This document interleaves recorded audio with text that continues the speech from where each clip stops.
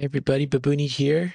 I'm just turning on the mic again, doing a more laid back type of video as I've been trying to take a kind of a break on myself from creating content instead of trying to do one video a day, try to maybe do 3 a week. It's more reasonable. And I don't feel burnt out, but I know if I continue at the pace I was going at, that was going to lead to burnout. So I'm doing a video that's more relaxed, requires less editing. It's just going to be more of like an open mic about the question, what would I do if regionals was tomorrow? So it is March 29th by the time I record this video, and regionals is April 11th through 13th. So we're 3 weeks away now. Still plenty of time to figure out what deck you're going to use. But if I had to pick a deck to choose, I would choose Daniel Terminator. But I'm not 100% happy with that choice because I feel like there's some glaring weaknesses with this deck, things that I don't know how to address. I feel like the deck is pretty close to where I want it to be as far as like a deck building perspective. And it feels like one of the strongest decks I've built. So these New Testament offenses are just dominating right now. And I wanted to try and figure out, how do I stop them? How do I catch up to them if they go first and they draw a bunch of cards and they're just going to be so ahead on resources? And Romans Destroy Jerusalem is a great answer to that. It's not perfect because sometimes they have a Herod's Temple and they have a bunch of heroes in their territory, and then you're able to play this, discard their fortress, but since you didn't negate their fortress, all their heroes are protected. So this maybe sometimes only just kills Herod's Temple. And they do have ways around this. For example, they can just activate Herod's Temple to toss enhancements. So it makes it hard to even get Romans Jerusalem. Makes it even hard to get Romans Destroy Jerusalem.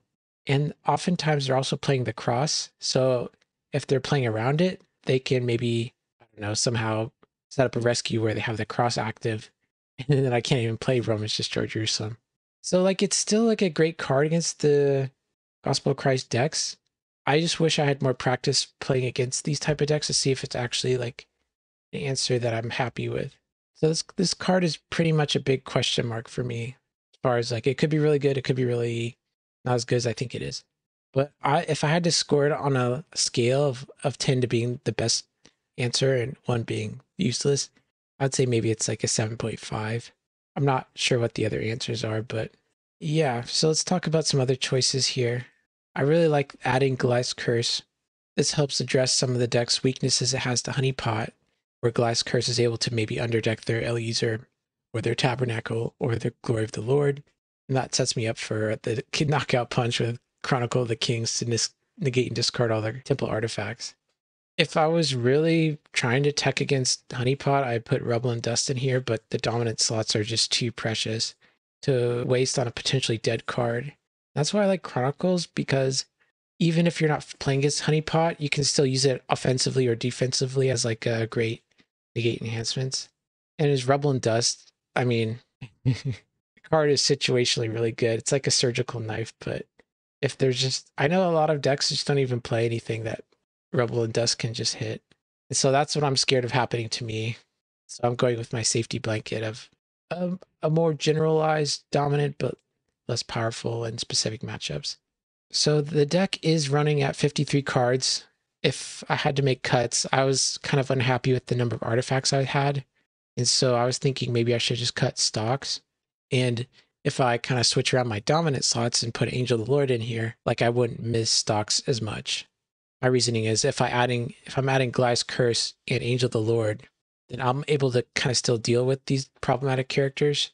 And I don't think I'll be able to afford to do Goliath's Curse and stocks, unless I'm really trying to play the long game, I guess. I just didn't feel justified in cutting any of these other artifacts.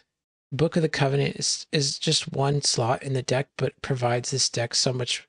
It just provides the deck so much resilience when things go wrong. I really like Book of the Covenant. I believe all Daniel decks should be just running this because it's such a small cost to make your Daniel offense that much more resilient. The package I would recommend is playing Eternal Covenant. So if you're Shadrach, Meshach, Abed-nego, or Daniel die, you can just easily get them back. And then I Am Redemption. There's a lot of stocks going around, so being able to grab that character back right away is really nice. And sometimes negating Lost Souls is relevant. I also really like Covenant Prayer. So you can activate Book of the Covenant, grab Covenant Prayer, and then activate this to grab a card from your reserve. or a card that was banished by opponents. So even if they banish your Michael or your Daniel, you still have an out to that, even in the worst case scenario. So what I would do is I'd activate this, grab Everlasting Beings, play it, resurrect all my angels. Because I'm not playing Chamber of Angels, I'm not playing any fortresses that are protecting heroes in my territory. So I'm expecting my heroes to die, but I'm prepared to get them back. I have Daniel's Prayer to get it, Daniel Angel back from my discard pile. Daniel's Guardian can also grab Daniel from my discard pile. So between those things and then the Book of the Covenant, I feel pretty confident that Daniel can deal with whatever opponent's throwing at it, unless it's like a really defensive heavy deck that is just locked and loaded and is trying to attack me with so many different angles I can't deal with. I feel like this offense would deal with most defenses pretty well. When I'm playing a Daniel deck, this card Goliath is always a card on my mind. I need to have a plan for Goliath, so that's why I don't really like cutting stocks. A lot of decks just maybe splash him, and even if I Angel the Lord him, oftentimes they're playing Philistine Armor Bearer, which can get him back. And most of the time I feel like I can deal with maybe like one Goliath block, but two Goliath blocks becomes really hard. And if they even use their Philistine Garrison to resurrect Goliath, it's 3 blocks is just, I don't know. I feel like I have to really get lucky or I have to have stocks in the deck. I like stocks to answer Goliath because they can't just use Philistine Garrison to get him back from your discard pile or Armor Bearer. But like I said, I just feel like the artifact slots are too crowded. The Cross and Golgotha, I'm on the fence about these cards because sometimes it feels like I don't need them, and sometimes I feel like I need these cards or else I'm going to lose the game. Specifically, the Cross dealing with cards that cannot be negated on a defensive battle.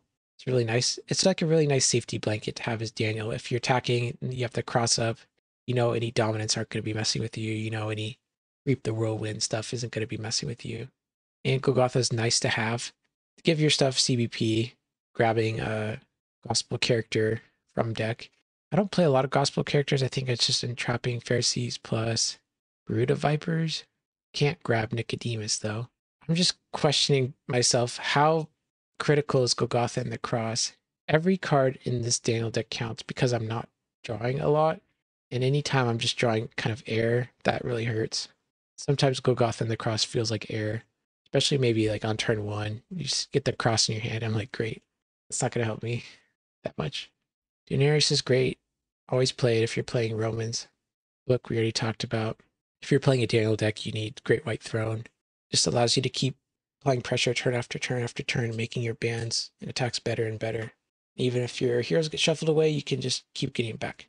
And that discarding evil card in territory to force opponent to withdraw is really nice when you pair it with Servants by the River. There's not a lot opponent can do when blocking with a single evil character, and your servants are maybe CBN or something like that. A major weakness of the deck I think I already talked about, but it is Pot of Mana. I don't have a lot of answers to this card. And that's one of the reasons I'd be scared to maybe bring this to a bigger tournament, because I'm going to have a real hard time actually dealing with this on an offensive level. My defense loves Pot of Mana because I've been trapping Pharisees, I have Terrifying Beast. I'm equipped to deal with single characters on the defense, but my offense is really not built to deal with Pot of Mana. I do have some hedges. I do have ways that I'm trying to play around it. For example, like Territory Class, I could play Fear of Man, negate it for a turn. 3 Woes, negate it. And then I think in the reserve, I'm also running Paying Taxes, which I can grab off my False Leaders, just because of how scared I am of Pot of Mana. So I have answers to it, but I'm not confident that I can get those answers out fast enough to actually matter. The thing I like about Daniel is, as a newer player to Redemption, it's hard for me to pick out all the best lines to play. Let's say if I was playing the Guardians Goldeneye deck, and every turn I'm looking at their hand trying to figure out the best attack. That can be really, really taxing on me as a newer player who I'm still learning all the cards. But if I'm just attacking with Daniel and Michael turn after turn after turn, it's pretty straightforward what I have to do. And then I can pay attention to the things that matter, like what potential answers could they have to me right now? Because like most of the cards that they're playing, I don't care about. Their New Testament enhancements, don't care. Their Multi-Brigade Evil enhancements, don't care about that. So maybe Daniel's weaker in a vacuum compared to more of these Gospel of Christ decks that involve a lot of decision trees. I think I'd have a better win rate just bringing Daniel and going the straightforward route. Because I think playing what you know can give you a really good edge. just being confident with your play patterns and stuff. And at this point, I'm pretty confident with my Daniel. Like, I really think I found the best Lost Soul package for Daniel. I think if you're playing Daniel, you need to play Covet to just grab the Humble out of opponent's deck. If opponent doesn't have Humble, then your life becomes so much easier. And if they do have it out, you can get Wanderer, who can exchange with Humble during battle or before battle. So I'm playing two different ways to get rid of opponent's Humble. I'm playing some Soul Generation, playing Darkness. This card is just so good. Every time I cut it from my decks, I'm just like, this card just feels so good when you get it off on turn one. Just having an extra card is so nice in a deck that really starved on cards. And Prosperity, I keep cutting it, bringing it back in, cutting it, putting something else in. But I think how important drawing cards is in Redemption. I feel in my gut, I don't want to discard a card to draw two, but my mind knows it's the best thing to do, getting that card velocity. If I had to cut a Lost Soul, this would probably be it, replace it out with something else. I don't know what. I have some ideas. And Complacent is also another way for me to just win battles without having to think about it.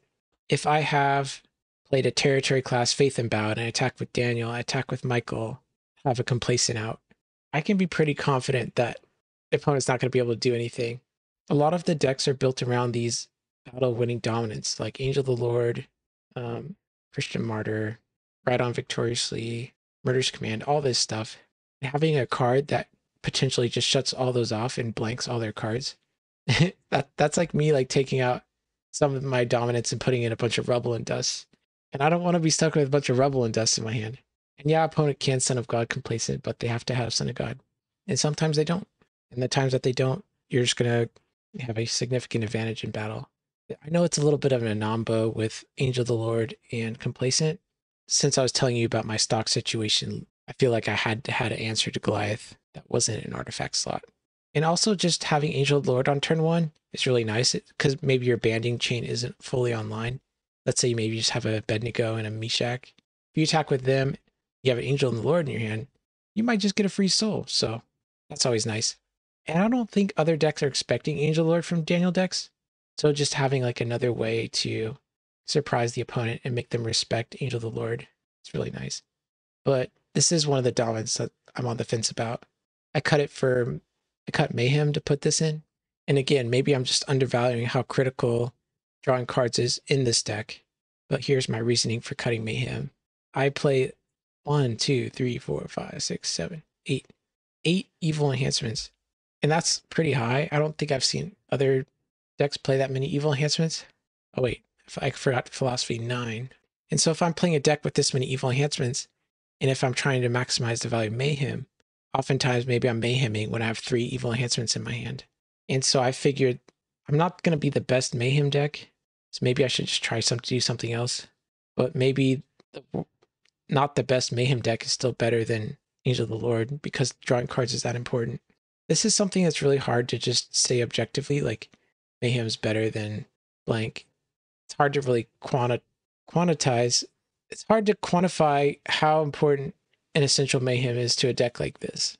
So this defense that I have here, I feel like if you're playing a fair game with just trying to win battles using enhancements, my defense that I have here is one of the best at dealing with that because I have just so many interrupts and negates. I can always, statistically speaking, if you have maybe battle winner and negate, I think I'm always going to have more than you to actually win the battle. And all my stuff is like interrupt speed. Tenerants can interrupt, stricken can negate, plot to kill can negate, duplicity interrupts, self-destruction interrupts, fear man negates. And my only sorcery speed, if you want to call it that, enhancements are Scattered Sheep, which is CBN. And this deck really needs ways to deal with lots of heroes coming at them because this deck doesn't have a lot of ways at dealing with large banding chains. And then Pretension, which is really nice just to fire off as a territory class enhancement and draw some cards. I cut the mask, the gray mask, which interrupt the battle, draw 3 cards, plays next enhancement. Again, maybe I'm just underestimating how good drawing cards is, but I've had times where I'm just like block with my Nero, play my mask, and I draw into nothing and I die. It's just the worst feeling in the world. Like, sure, I did draw 3 cards, but it would have been nice if that mask was like literally anything else.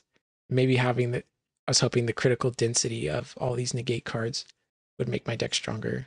but Mask I could see coming back in. I just don't know what to cut. I like all these gray enhancements. They're all really strong. False Leaders I'm on the fence about. He's really easy to negate, whereas all my other characters cannot be negated easily, like Brood of Vipers, CBN, Lying Prophet, CBP, Emperor Claudius, CBP, Emperor Nero, CBP. You get the picture. And so if an opponent has a negate, guess where that's going to end up? It's going to end up in False Leaders. And that's kind of the reason I've been avoiding Fortresses. So I'm trying to, if they're playing Shipwreck and Rubble and Dust, I'm not going to play Fortresses. Like, sure, you can have your Shipwreck in your deck. Like, I don't care. I'm just going to be playing other things and making your cards less valuable and my defense more powerful. I know that comes at the cost if I don't get to play some Fortresses, but I feel like the cost maybe in this scenario outweighs the benefit. With False Leaders, however, that's more unclear. If this card does stick, this card can just take over the game. This card, you have to deal with it. So not only can I get Pretension back from my grave discard pile, I have 3 lines of attack. I can deal with artifacts, I can deal with cards in your hand, and I can get Eternal Judgment going, which is great on offense or defense. And like I said, as a Daniel player, opponents only have a specific amount of outs to you. So if you can get a good read on that, you can use False Dreams to shut your opponent out of the game. And maybe this is just being too cute, maybe too slow or whatever, but I feel like False Dreams has a really high skill cap. And to grow as a player, I would want to play this card just to try and grow instead of just being on autopilot for everything for Daniel. You know, I'm trying to grow out here. I'm trying, guys. Nicodemus, probably one of the best cards in the deck. Draw 2, make stuff CBN, and I can even get him back with Damascus. So having Nicodemus backed up with Complacent and Damascus makes this deck probably one of the strongest Nicodemus decks out there. Maybe I should be running the Deceiver just so I can get to him faster, but I feel like I already have enough ways to get to him between Damascus, and I feel like there's another way to get to him. So this gray defense, there's a lot I like about it, but there's also a lot I have concerns about. I don't know if this gray defense can go toe-to-toe with Gospel of Christ good stuff. Namely because of this card right here. I don't have any great ways to answer this. Like, even if I discard him, they probably have 3 ways to get him back. And Simon is really good when backed up with Herod's Temple, where they can just toss down my blocker, or they can just play Authority of Christ, which is CBN. This card is probably the single reason why I don't feel confident that my defense could stop Gospel of Christ. Like, I can deal with John the Fisherman. I have a lot of stuff to toss. I have multiple enhancements that I can just get rid of. But when they're doing Simon, choose the blocker, put me at a significant disadvantage where I can't do anything. All my negates in the world won't be able to save me. That's where I get really concerned. I want to do more testing with this deck against Gospel of Christ good stuff to see if I can find out if I can have any answers. The traditional way to deal with that is to play more add to battle stuff, but like, I'm not playing add to battle evil dominance. I'm not playing doubt. I'm not playing shield. And maybe I'll have to adapt and try to use those, but I don't want to play those deck in a complete. I don't want to play those cards when I'm running Complacent. So I don't know. Also, this defense doesn't feel like it could hold well against another Daniel deck, especially when they get to ban to my Daniel stuff. It's just going to be a race of who can attack the fastest. And because I'm trimming on Daniel cards, I feel like opponent's going to have it. Just a slight advantage there as well. I do have outs to Daniel, like self-destruction and retention and stuff that can slow opponents down who aren't prepared to deal with those cards. And maybe I'm having an edge because I'm running Book of the Covenant and they're not, or whatever. But overall, I'm really weak to effects that toss my multi-brigade stuff. Like, look at all this stuff that's just getting tossed. Like Fear of Man, that does nothing. Duplicity is tossed. Philosophy does nothing. And sure, I have like Golgotha and I have Humble, but I only have one card that's actually killing people in battle. And yeah, that's just another weakness of this great defense that I feel is like pretty strong against everything else. This is my maybe board of cards that I've been considering adding to the deck. Ultimately didn't make the cut. Shadrach, sorry buddy. By the time you actually get this card out and going, I feel like you're already good. You don't need him. I know people have been putting him in the reserve and then using Abed-nego to get him on top of your deck. And that's nice, giving your stuff CBN with the Foretelling Angel. But my reserve is just jam-packed. And the Daniel card that I'm running is Eternal Judgment. It works well with False Leaders and it works well with Abed-nego. But having the Daniel card banding abilities BCBI is pretty nice sometimes, I guess, against Goliath and stuff. Captain, I don't feel like Daniel decks need Captain, especially if I'm playing Eternal Judgment that can negate unsuccessful type stuff. Oh, actually I don't know if Eternal Judgment can negate unsuccessful. But anyways, if I'm playing Angel of the Lord, maybe Captain of the Host becomes less necessary because the blocks where you'd want to have Captain attacking are the blocks that Angel of the Lord would be really good in. I like Wheel within a Wheel, but since I'm playing Buckler, I think having those two silver class weapons is better than having Wheel. But I could be wrong there. I think maybe you could get away with just having one silver weapon in Buckler. But if you end up losing your weapon early, Buckler sometimes just becomes a dead card that feels wasted. So it depends on how greedy you want to be. I don't like Swift Beings in Daniel decks. I've never found myself saying like, dang, I wish I could interrupt the battle and draw 3 cards and play Enhancement right now. If you're playing a card like this, it should be on your defense. Daniel decks, sometimes opponent's not even going to block you, and you have this card sitting in your hand. You know opponent's going to be coming after you. So if you're debating whether to play Swift Beings or like a Mask of Pride, play the Mask of Pride. So let's say all my insecurities about Daniel deck have finally caught up to me, and I had to pivot to something else. I really like See the Tree's new updated Soul Surfers list with the innovation to play Accusers to negate Herdsman.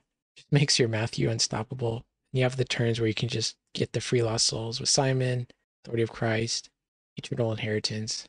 But I think the thing holding me back here is I don't feel confident in my ability to pilot this deck to its full ability. I feel like some important decisions need to be made about what Lost Souls you're playing from your deck at what point in time. And knowing when to grab these Lost Souls and for which matchup is a lot of the strength of the deck. I feel like I could pilot this deck, but I just wouldn't. I'd be maybe like mediocre at it. And it helps that I know how to play Herods and stuff. So this would be another deck that's on my radar of decks I'd consider playing as well. And I haven't forgotten about Nativity Herods yet. I've just been focusing on doing other decks and trying to innovate and trying to grow as a player. I still feel like this deck is solid. The Herods don't feel as strong as they used to be, but I think this deck is just really powerful with the Resurrection and Herod's Temple, and having people have to respect Overtaken. It's really nice. So here's a deck that I think I'm going to release on April 1st as kind of like a meme deck, but I'm actually testing this deck to see if it has any potential. But the idea is I play all the masks. You play mask. So the idea is you try to block with maybe like your Foreign Wives on turn 1, and then you ask for initiative. And if you get initiative, you just maybe play 3 of these in a row and draw like, I don't know, your Death of Unrighteous or your Swine Stampede or your Unsuccessful or your Wasting Disease or your Fearfulness, which is really cute. And you just become so ahead on cards. You basically get to start your turn with full hand size and playing a deck that is really well equipped to use those cards to their full potential. Like attacking with Matthew, drawing even more cards, playing Generous Giving, drawing even more cards, playing Face of Samuel to ban to humans, draw some more cards. This deck, it can easily draw through its entire deck really fast. It can get some of the strongest attacks there are out there, put people in really sticky situations. So let's say I attack with Matthew, play the Ascension, ban in some people I can ban in John, ban in Matthias, which can bounce their character. And that's really hard to come out of. I'm playing a New Testament Lost Soul package because the games, I feel like with this one, are like super fast. And if you can just get that turn with the undesirables to skip their rescue, that could just end up causing you to win the game. And I really like how Doubt is a multicolor evil character, so you can just play your Doubt, then just go off with all your masks, even with Doubt. In this deck, I feel like surprisingly it can work because you have this consistent number of ways to get to multicolor characters on turn 1. Number 1, you have just 4 evil characters that are multicolor. Then you have Deceiver, Slave, and Silly Women, which can go grab one as well. And I feel like there's a critical density of masks that this actually works. This actually can work. Anyways, I think I'll talk more about this deck on the April Fool's video. It's kind of like a meme. So this deck has potential. It also has a lot of glaring weaknesses. For example, if somebody attacks me with a Moses and is negating everything in battle, like what am I going to do? I'm going to block for my Foolish Shepherds, play a mask, and just die without drawing cards? Sounds miserable. Cards that traditionally would help me in this scenarios like Humble and Golgotha, those cards don't really play well with the draw 3 cards, play the next enhancement. So that's a pretty big weakness. Also, this deck is pretty weak to Pot of Mana because here are my battle winners: Ascension, Faith of Samuel, Bless the Nations. So yeah, maybe I'm going too hard on the banding. So yeah, this deck's pretty weak to Pot of Mana, pretty weak to just any hero that's attacking, that's negating or preventing stuff. It's like this deck is the glass cannon. When it works, it's just glorious. And when it doesn't work, you're just feeling like, why am I playing silly women with all these useless masks in my deck? So this is a deck I'm excited just to keep testing out and seeing if it has any potential and how I can tweak it. And lastly, here's a deck that I'm cooking, but I don't feel like it's anywhere near ready. I just wanted to give you guys a little update about what I've been doing and what I'm thinking about. So what if I took this Daniel offense that's really slow and kind of like molasses and paired it with the defense that likes being slow like molasses? So what if I paired a deck that's playing Death of Unrighteous, Suicidal Swine Stampede, Israel's Rebellion? That's 3 cards that can shuffle Lost Souls. And so if I keep my Lost Souls shuffled in my deck, like a Soulhide deck, my Daniel offense can get the work and just grind them out. Shield definitely helps with that. But there's some pretty big weaknesses with this plan. Number 1, Israel's Rebellion. You shuffle all Lost Souls, including your opponents. I didn't realize that. So this makes this card really bad in my mind. I don't think I want to play this card. And even when I do get to play it, it's just not that good because I have Blood Avenger, I have Sabbath Breakers, Wilderness, and opponent can just maybe like Angel of the Lord these characters before I get a chance to even fire this off. So yeah, it is kind of a good Death of Unrighteous effect, but the fact that it's not symmetrical, the fact that it is everybody's doing it, makes it really awkward on my turns when I want to attack and rescue the Lost Soul. So I feel like this strategy is pretty fundamentally flawed.